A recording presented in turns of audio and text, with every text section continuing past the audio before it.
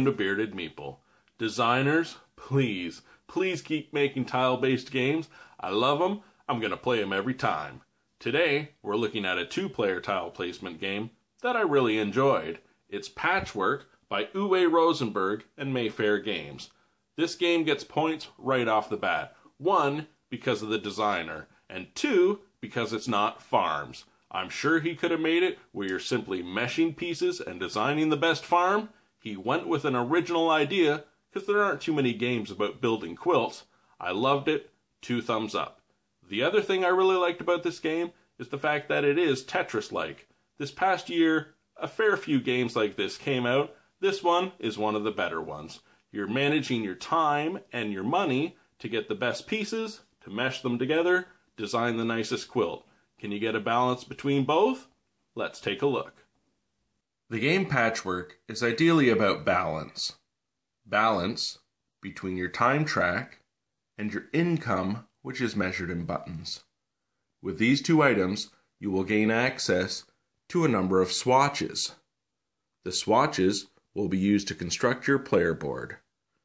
And as you design your quilt, keep in mind your final score will be based on any excess income minus 2 points for any blank space on your player board. On your turn, your first option is to move your token along the time track. You simply take it and place it in the square in front of the other player's token, and you receive 1 button of income for every square you moved. If you land on or pass a square with a blue button, you will also receive additional income for any buttons that are currently on your quilt. So in this turn, green will receive 9 buttons of income. The other option is adding pieces of cloth to your quilt. Green is behind, so it is his turn. From the position of the neutral token, you are able to choose from the next 3 pieces in the row. Green decides that he wants this piece to add to his board. He has to pay the cost of the 3-button income to the bank, and it costs him also 1 unit of time to stitch this piece.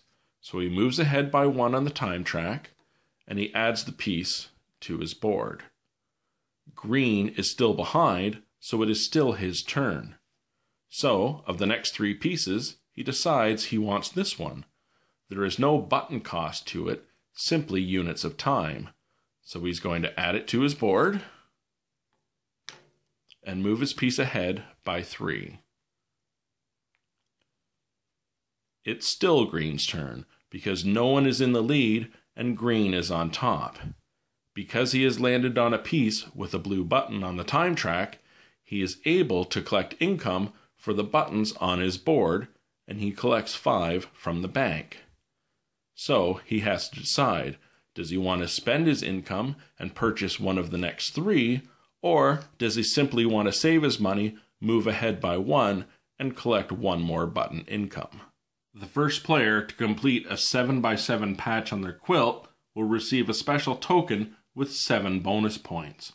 As well, the first person to move onto or past one of the tiles with a single swatch will immediately be able to add it to their player board and avoid losing 2 points at the end of the game.